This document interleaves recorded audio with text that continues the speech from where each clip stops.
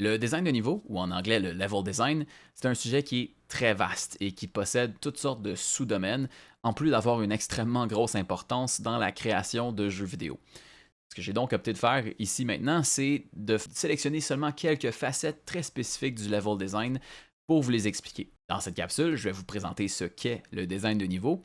Je vais faire la différence entre le design de niveau et l'art environnemental. Je vais ensuite vous donner quelques principes pour concevoir un bon niveau. Je vais vous parler de ce qu'est l'espace positif et l'espace négatif. Et puis je vais conclure avec ce qu'on appelle l'occlusion. Sur ce, bon visionnage. Tout d'abord, qu'est-ce que le design de niveau?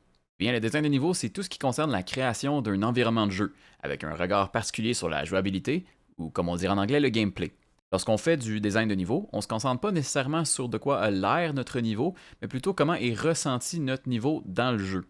On va donc y définir des choses comme le positionnement des bâtiments et des objets, l'ajustement de la lumière, la construction d'une progression dans le niveau, et plus encore. Bref, le design de niveau, sans vouloir sonner trop réductif, c'est essentiellement de construire un niveau qui est amusant.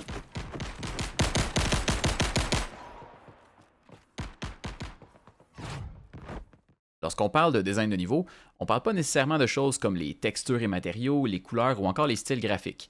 Ça, c'est ce qu'on appelle l'art environnemental. L'art environnemental, c'est ce qui touche plus à l'apparence du niveau, à son style visuel. On parle donc ici d'une distinction entre la jouabilité, le design de niveau, et l'esthétique, l'art environnemental. Dans un jeu, normalement, on retrouve une combinaison des deux.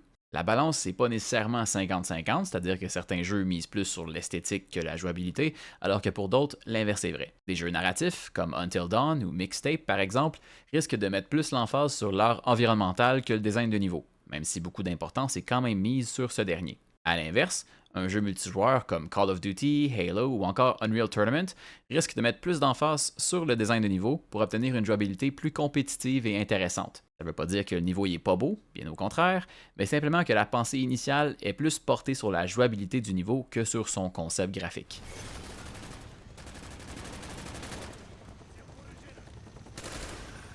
Donc, dans le contexte de cette capsule, on va se concentrer seulement sur le design de niveau. Gardez en tête, et ça c'est d'ailleurs la leçon la plus importante à retenir de toute cette vidéo, que notre but ultime, à travers tout ça, c'est de construire un niveau qui est amusant à jouer. Alors, comment faire pour construire un niveau qui est amusant à jouer? Ça, c'est une méchante bonne question, et une qui n'est pas nécessairement facile à y répondre. Chaque jeu est différent, et à cet effet, chaque jeu va nécessiter une touche différente à son design de niveau pour que celui-ci s'agence avec les différentes boucles de jouabilité qui lui sont assignées. Ceci dit, certains principes peuvent rester vrais pour la plupart des jeux, et sont donc de bonnes lignes directrices à suivre lorsque vous créez votre niveau. Premièrement, un bon niveau doit être amusant à naviguer. Oui, je sais, ça paraît pas mal évident à dire, mais beaucoup moins à définir. Ce que ça veut dire, c'est que le niveau doit être efficace, même sans l'aide de l'art environnemental. Le niveau pourrait être entièrement démuni de textures, de matériaux et même de couleurs, et on devrait quand même avoir du plaisir à y jouer.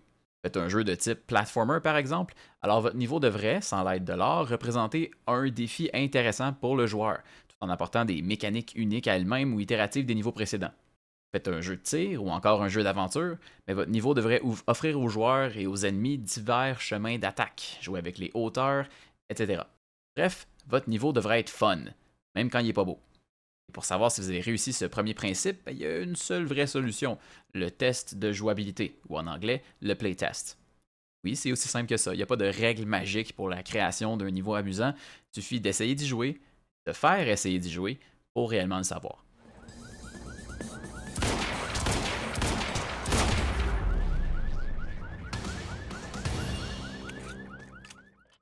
Un autre principe d'un bon niveau est sa capacité à être mémorable, ou du moins à contenir des éléments qui sont mémorables, ce qu'on appelle des landmarks. Dans un niveau, les éléments mémorables ont deux objectifs. Ancrer le jeu dans la mémoire du joueur et aider le joueur à naviguer dans le niveau. Le premier des deux objectifs est assez logique. On souhaite s'assurer que le joueur se souvienne de notre niveau. Après tout, c'est un peu ridicule de viser juste la médiocrité, on souhaite se démarquer du lot dans nos jeux pour offrir une certaine plus-value. Les landmarks nous permettent de faire exactement ça. Pensez à des jeux que vous avez particulièrement aimés et réfléchissez aux niveaux qui vous ont le plus marqué. Il y a de bonnes chances que ces niveaux-là contenaient des éléments centraux, importants qui se démarquaient du reste du jeu. Moi, l'exemple qui me vient en tête, c'est le comptoir d'accueil dans la station de police de Raccoon City, dans le jeu Resident Evil 2. Point central du niveau, l'esthétique du comptoir d'accueil se démarque du reste par son espace vaste, lumineux et comparativement accueillant vis-à-vis du reste du niveau. La station de police au complet est vaste, mais cet endroit-là est l'élément principal qui me reste en tête de l'ensemble du niveau, ce qui m'offre une image particulière et précise lorsque je repense au jeu. Votre landmark ne doit pas nécessairement être un élément spectaculaire, il doit simplement se démarquer du reste du niveau d'une façon ou d'une autre, que ce soit par son esthétique, son positionnement ou encore son utilisation au sein du jeu. Le deuxième objectif d'un élément mémorable, c'est d'aider la navigation du joueur. Pensez à un jeu à monde ouvert, un open world en anglais, comme par exemple Elder Scrolls V Skyrim. À peu près n'importe qui a déjà joué à Skyrim peut assez facilement identifier le landmark principal de la carte. C'est la grosse montagne, qu'on appelle aussi la gorge du monde. Lorsqu'on se promène dans le monde de Skyrim, la montagne nous sert de point de repère visuel pour rapidement définir notre position. Pas besoin de regarder la carte, je vois la montagne, je sais grosso modo où je me trouve. La plupart des jeux avec des mondes ouverts ou des mondes semi-ouverts possèdent ce type de landmarks. C'est pas toujours aussi massif qu'une montagne, mais c'est généralement aussi facile à identifier. Parfois, c'est un manoir, comme dans Assassin's Creed 2. Parfois, c'est un simple magasin, comme dans Stardew Valley. Et parfois, c'est un parc, comme dans Central Park dans les jeux Spider-Man. Et dans la vraie vie. C'est aussi un landmark assez important de la ville de New York.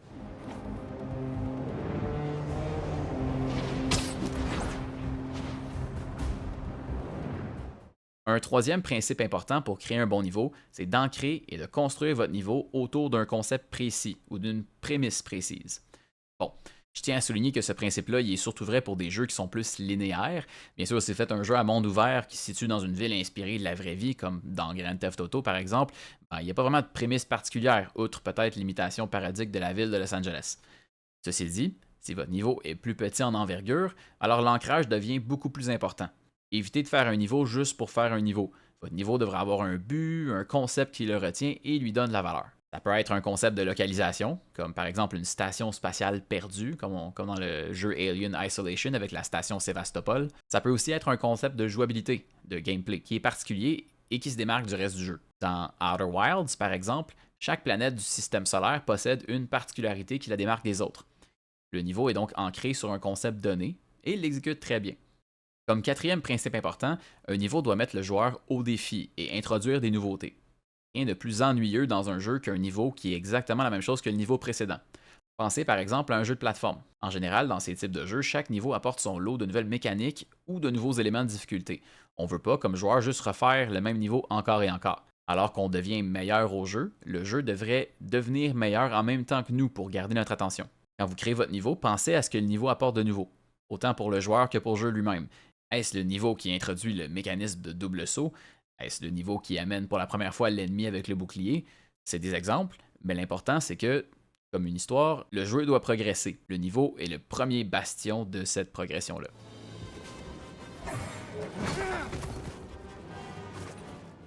Pour le cinquième principe, votre niveau doit être clair dans ses attentes envers le joueur.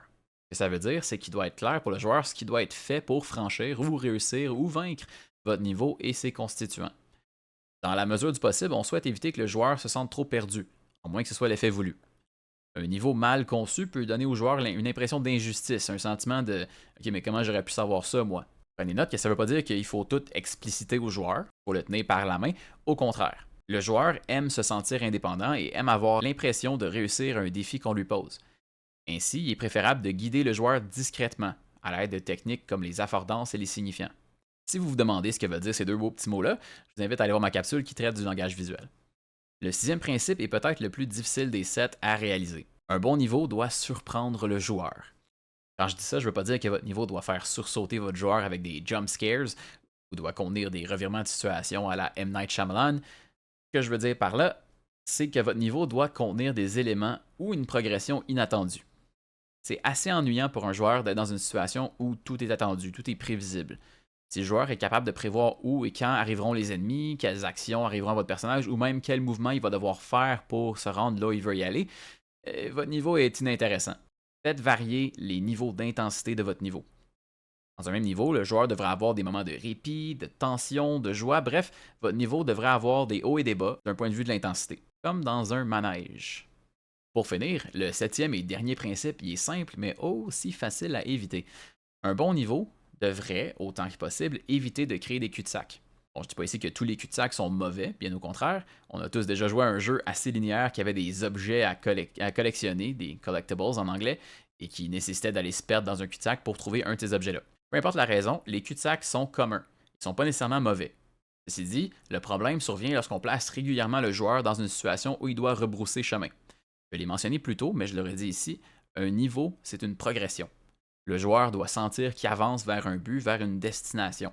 Si on le force à constamment faire demi-tour, il y a de bonnes chances que ça crée de la frustration, chose qui peut rapidement se transformer en abandon.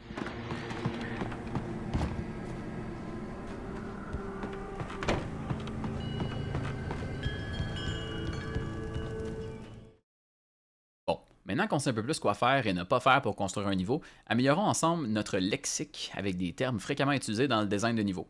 Pour commencer, parlons des espaces positifs et négatifs. Qu'est-ce que l'espace positif? L'espace positif, c'est un espace qui est solide, c'est-à-dire qui contient des éléments de décor, de construction. Bref, des éléments refermés. Une maison, un gratte-ciel, un bunker ou même une grotte sont tous des exemples d'espaces positifs. L'espace positif, c'est un environnement qui contient des repères, qui offre une certaine forme de structure. Intuitivement, lorsqu'on entre dans un espace positif, on sait grosso modo à quoi s'attendre. Des pièces, des couloirs, des ouvertures, un trajet, etc. Pour le joueur, l'espace positif, c'est un espace dans lequel on a plus de facilité à se retrouver. En général, un espace positif, ça possède des repères visuels, des éléments marquants, une genre de linéarité. À l'inverse, il y a l'espace négatif. L'espace négatif, c'est essentiellement l'absence d'espace positif. C'est un espace vide, ouvert, vaste, dans lequel l'orientation est plus difficile et les possibilités sont beaucoup plus grandes. Pensez à un désert, un champ ou encore même une lune abandonnée. Pour un joueur, l'espace négatif, par son absence de contenu tangible, c'est quelque chose qui est franchi rapidement, auquel on ne souhaite pas s'attarder. Souvent, on se sert de l'espace négatif comme un entre-deux, une genre de zone de transition. La différence entre l'espace positif et négatif, c'est utile pour le designer de niveau. Inconsciemment, les joueurs sont attirés par les espaces positifs, qui offrent quelque chose de tangible, un objectif à atteindre. Ainsi, on peut utiliser le contraste entre ces deux éléments pour attirer le joueur dans une direction précise, comme un oasis dans un désert.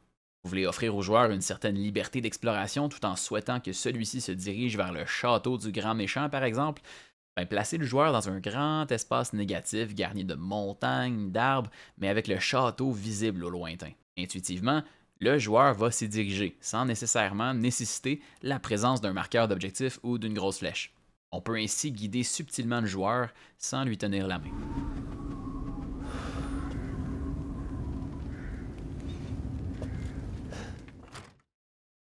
Comme dernier concept dans cette capsule, laissez-moi vous parler de l'occlusion. L'occlusion, c'est le principe de cacher ou d'obscurcir certaines portions du niveau à l'aide de l'espace positif. En gros, on utilise des formes, des structures, des objets, de l'environnement ou même de l'ombre pour dissimuler une portion d'un niveau qu'on ne veut pas nécessairement révéler immédiatement au joueur. L'occlusion, c'est utilisé constamment en design de niveau. Designez un niveau intérieur dans un couloir et vous ne souhaitez pas que le joueur puisse immédiatement voir la sortie, ajoutez un tournant, un coin. Vous faites un niveau dans les montagnes et vous ne voulez pas que le joueur puisse voir l'avion écrasé dans la falaise, ajoutez une grosse paroi sur son chemin qui va cacher la vue jusqu'au dernier moment possible. L'occlusion, on peut s'en servir pour toutes sortes de choses.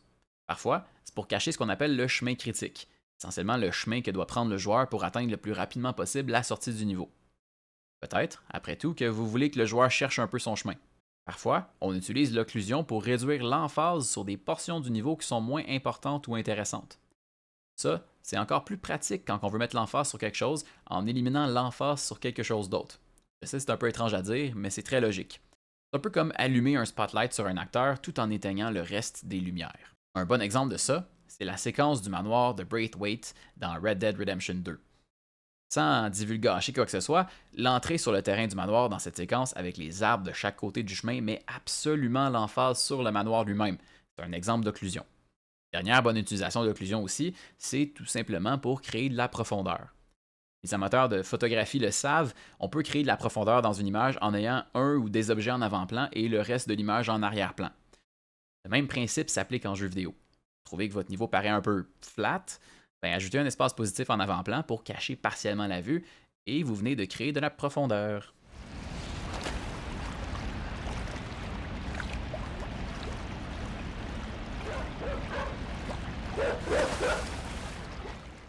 Voilà, c'est ce qui conclut cette capsule sur le design de niveau. Comme je l'ai mentionné en intro, ce n'est qu'une très petite sélection des concepts et astuces relatifs au design de niveau. Pensez pas qu'après le visionnement de cette capsule, vous êtes maintenant les détenteurs de connaissances absolues sur le sujet. On a quand même encore pas mal de chemin à faire. Pour l'instant, laissez-moi simplement citer mes sources pour cette capsule. Alors voici mes sources. Le livre Practical Game Design Second Edition par Adam Kramarczewski et Ennio De Nucci, publié en 2023, est disponible en ligne via la BANQ. L'article Level Design 101, The Language of Location Development, écrit par War Robots Universe et publié en 2023 sur le site medium.com. L'article 10 Principles of Good Level Design, écrit par Dan Taylor et publié en 2013 sur le site gamedeveloper.com. L'article Level Design Fundamentals, écrit par Jessica Plowman et publié en 2023 sur le site dev.epicgames.com.